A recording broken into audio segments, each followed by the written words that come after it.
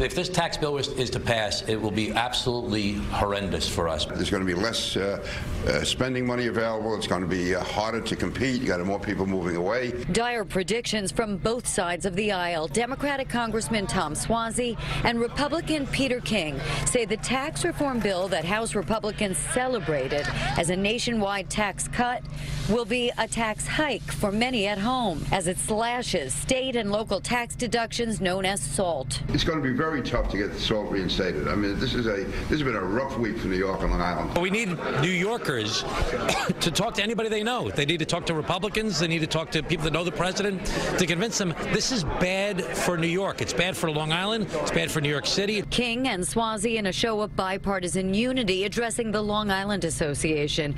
King, one of only 13 Republicans in the nation to vote no, warning tax reform is being rushed through with unforeseen consequences. You are, in effect, rewriting tax law and health law in 1 month without any hearings. He is not optimistic as what he calls an even more damaging bill heads to the Senate. Neither are taxpayers. The people who passed the bill, it doesn't concern them because this doesn't touch them in their wallet, so they don't really care. We all voted for Donald Trump.